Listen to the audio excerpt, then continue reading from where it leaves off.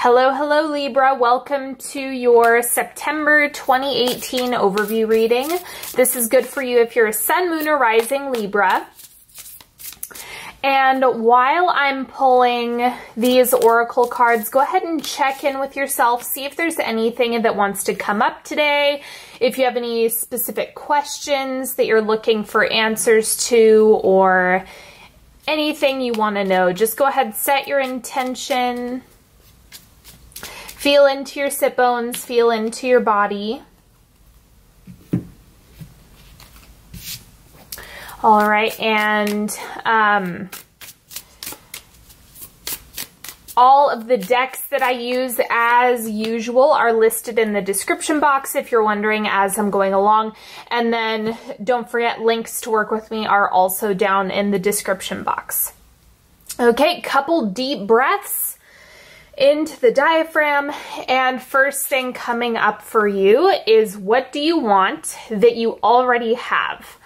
So shifting your focus back to what's going on in present time rather than just focusing on what is lacking. Instead, seeing what pieces or what in entirety is being fulfilled there right now. Okay, so practicing gratitude will be big for you. And then the word of the month, you guys know these cards, there's a word and then 3 phrases. So pay attention to what your intuition is letting you know about this. Paradox, explore the contradiction, let it breathe life into the situation, release stagnating ambivalence, embrace your dichotomy, try the wrong approach. Moving away from what you think you should do and instead focusing on what you want to do and seeing if that is something that will work. Okay, and then the animal spirit card for you is Scorpion, so there is a certain level of needing to take action this month that's going to have some big payoffs. So sitting and contemplating is not going to serve you the way action will. So make sure that you are doing that whenever possible. On any endeavors, any pursuits that you're looking for this month. And then the relationship card that I have for you, this will apply if you are in partnership or not. And if you are looking or not, this is just for connections, appreciation. I appreciate the unique ways other people show their love rather than compare their ways to my ways. Then I appreciate myself for maturely putting up with people who just can't seem to show love the normal, obvious, universally accepted way. Good job for both of us. Okay. So again, going back to the gratitude piece, what do you already have that you want? Okay. So if you have been on my channel for a while, you will more than likely recognize this spread, which I did a few months ago. I am doing the Maslow's hierarchy of needs spread. This is one of my favorites to do. I really enjoy this. So I'm going to start on the bottom row. This is your resources, material, immaterial, all of that stuff. So just keep all of that in mind as I'm going through these cards. Okay, so first thing coming up for resources, we have justice. Well balanced. I think you have what you need, and all of the information is accessible to you. All of the resources to obtain what it is that you're after or what it is that you need already exists. So it's one of those things that if you can just hold the perspective of it's already in existence, I just need to call it to me, then that makes it a lot easier. It kind of eliminates the pressure that you have to put on it. And then I have temperance. Okay, so again, give and take, balance, equilibrium. I think that you're kind of striking a nice balance between how much energy you're giving and then how much you're kind of allowing things to come your way, as well as spending habits and overall give and take energetically and monetarily, it looks really smooth this month. Let's see what else is coming up. Queen of Shells. Don't forget that investing in yourself has payoff. Investing in your wellness, your well-being, taking care of yourself is one of those things that's quite priceless, because it's going to help with your energy levels. It's going to help with your mindset. It's going to help with all these other things. So any pockets of even time, if you're looking at time as a resource, then it's well worth it. So just check in with yourself and see, is there anything that you're neglecting? Is there anything that you haven't been doing for yourself that you are gonna do on Monday? You know, like, what are you kind of procrastinating on, and what are you kind of setting aside? And then that's kind of gonna give you a clue as to what you need more of. And then we also have the Ace of Feathers. It's about the ideas that you have. What are you placing your order around? What I mean by that is, what are you asking the universe to deliver? Is there something that you're manifesting? And the Ace of Feathers is all about construction in the astral. So if you're thinking about it, then you're kind of calling it into existence. All right, it just might take some time for it to manifest in the physical. Okay, now this second row, this is relationships, romantic, platonic, community, and familial relationships. First thing, we have Nine of Rocks. You kind of get to reap the benefits of what you have going on right now. It doesn't look like there needs to be just any movement. It looks like appreciation is what you can have running around your relationships. Okay, and then we also have the Hierophant. Boundaries will help you. Don't underestimate the power of empowered yeses and nos. Okay, so the only way that you can really reap the benefits of the relationships and stability that you have in your life is if you set adequate boundaries. Otherwise, that's when we get into people pleasing. That's when we get into codependent patterns. That's when we kind of step into all of these areas that cause a lack of reciprocity, and when that happens, then the resentments start to build. So you can prevent all of that by setting boundaries from the get-go. Then we also have the Three of Rocks. Relationships take work. I like to remind people that you can think about relationships as living organisms. Like, relationship is a thing you're doing. It's a thing you're keeping alive. It's something that you're nourishing, right? It's a verb. Like, it's something that you have to do. You do relationship. Relationship isn't something that just sits. And it's like you have the relationship and it just sits there without having to do anything. So remember that it takes action, it takes effort, it takes energy, it takes all of that building in order for you to maintain them at a high level. So there has to be effort taken in or action taken in order to get the things that you want in relationships and to maintain the relationships that you have. Okay, now up here, this is personal success, achievements, career. Six of Feathers. Moving on. What are your plans? I'm going to clarify this card because it is about like onward and upward, but I think this has more to do with what you are after. It's kind of like, what are you chasing?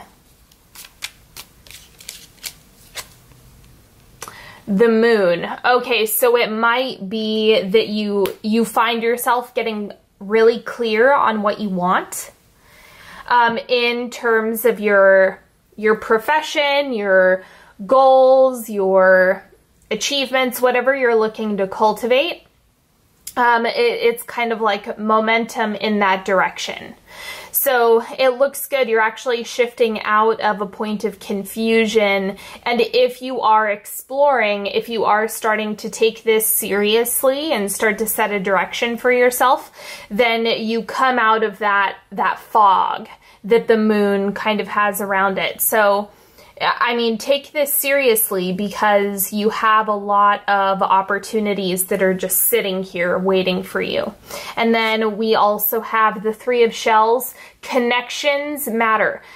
Make sure that if you are doing anything career-oriented or business-oriented, anything that is like an ambition of yours, connections are going to be the best way to call in those manifestations and to get those opportunities.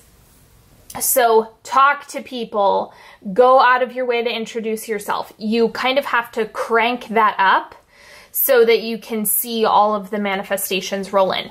I'm just really emphasizing that because this is kind of like the recipe for success with you is reaching out to as many people as possible and taking social risks, because that's where all the gold is. Okay. And then in terms of your self-actualization, creative projects, this is more pleasure-based.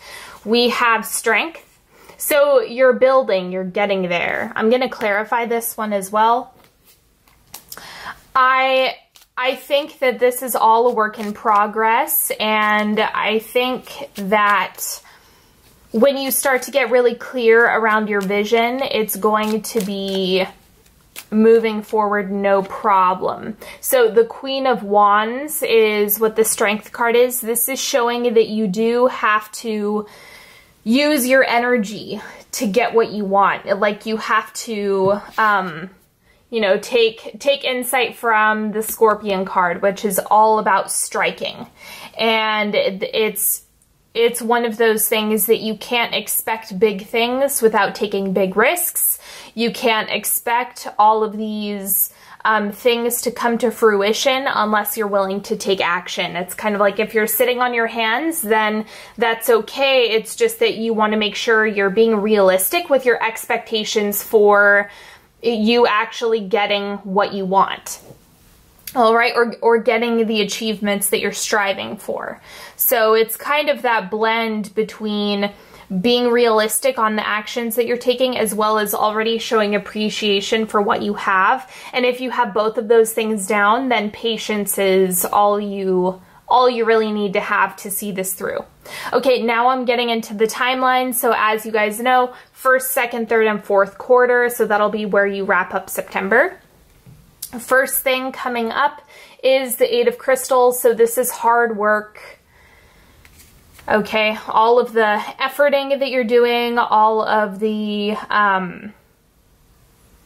this is where most of your effort is going to be placed, is kind of, I think it might be a top-heavy month where you start off September really strong and, you know, using your endurance for whatever it is you're constructing or building.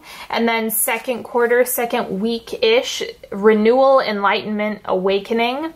So this is where I start to see the career stuff, the ambition, being really honest with yourself about what you're doing, the direction that you're going. I think you start to have more of a vision for yourself, because that's something we can lose along the way, or just kind of lose sight of it, not really have it all figured out, and that's completely fine. You don't have to, but I think you kind of get that aha in the second quarter where things really start to come together, or you're starting to see payoff from your efforts and really beginning to see the potential of you building whatever it is you want. And then third quarter, we have Six of Shells, sentiment, joy. This has to do with that connection piece. So this is the soulmate card, but I want to emphasize this isn't just like, oh, you have a soulmate coming in. That's like a really superficial way to look at this. I'm reading this as the right connections coming in at the right times, the right people, serendipity, all of that stuff. If you are connecting with people and just taking social risks, as I said, then you're going to see a lot of opportunities pop up. So that's going to happen third quarter-ish. Time is a little bit fluid for everybody. But it looks like you're just opening more of those doors. So don't sell yourself short this month. It's the right time to kind of lean on your strengths. And then wrapping up the month of September, we have the Ace of Shells, happiness, abundance. And so this is where you really start to see, okay, things are going the way that I want them to, the way that's ideal. And then it could be that these connections really start to pay off and you see all of the benefits to the work that you've been doing. Okay, now we are doing a 3-card pick.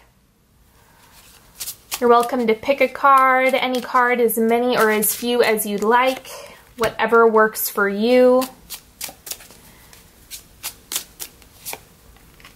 Ask a question if you'd like.